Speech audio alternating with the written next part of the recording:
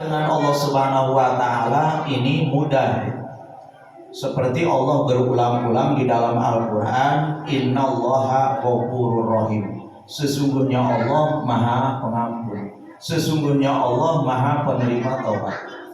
Akan tetapi dosa dengan sesama ini yang tentunya berat, ya. Di mana dosa dengan sesama ini boleh jadi disadari atau tidak disadari oleh kita.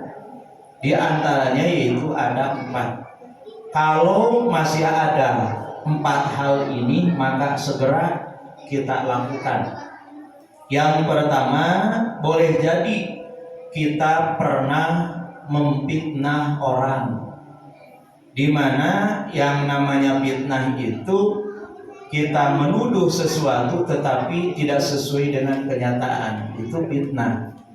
Dan ini luar biasa dosanya, bahkan ini bisa terbawa kepada hari akhir, di mana ketika kita berdosa dengan sesama.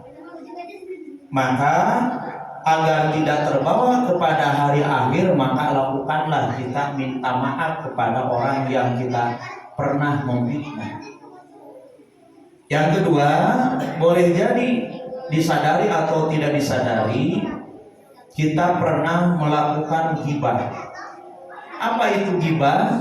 Ghibah itu adalah membicarakan keburukan orang lain, walaupun itu betul kenyataannya, tetapi haram kita membicarakan keburukan orang lain. Kalau seandainya kita belum meminta maaf kepada orang yang kita ghibah, pada orang yang kita bicarakan keburukannya, maka dosa ini akan terbawa kepada hari akhir nanti. Berat.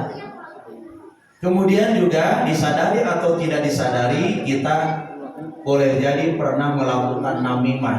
Apa itu namimah? Namimah itu adalah mengadu domba. Orang yang dalam keadaan damai-damai saja kita adu domba sehingga berantem. Maka ini juga harus segera kita meminta maaf kepada orang yang pernah kita lakukan, yaitu adu domba. Kemudian yang keempat yaitu penyakit hati itu iri, dengki, hasud, bahkan dendam. Kalau masih ada, ini segera lakukan kita untuk meminta maaf. Kenapa? Karena dosa dengan sesama ini akan terbawa kepada hari akhir. Sebagaimana Rasulullah SAW pernah menanyakan kepada sahabat, "Wahai sahabat, atadru ma muflisu?" Wahai sahabat, apakah engkau tahu orang yang bangkrut? Maka sahabat menjawab, qalu al-muflisu la mala wala dirhama wala mata. Orang yang bangkrut itu adalah orang yang tidak memiliki harta, orang yang tidak memiliki dirham, orang yang tidak memiliki kesenangan dalam hidupnya.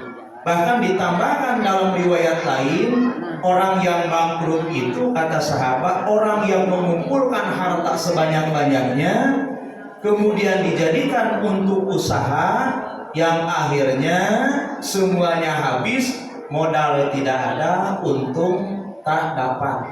Maka itu kata sahabat orang yang bangkrut.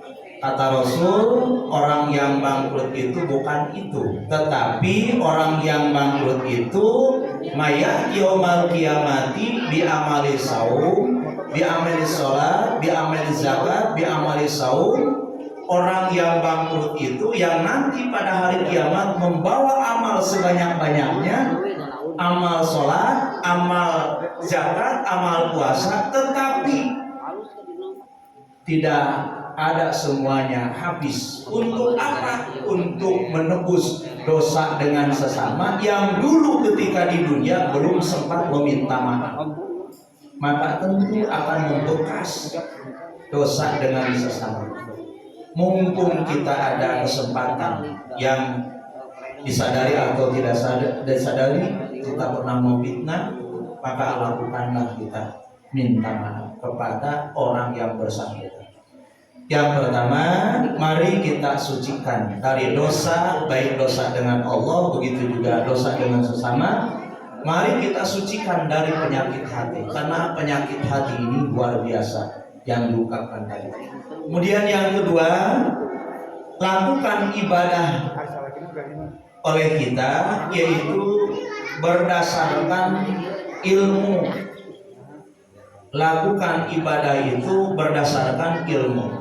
Mungkin di Al-Qanaah ini ada kajian fikih, ada kajian tafsir, atau ada kajian Quran, maka upayakan untuk menghadirinya. Kenapa? Karena rangkaian amal ibadah yang tidak didasarkan atas dasar ilmu, yakin mardud la tuqbalu, ditolak dan tidak akan diterima.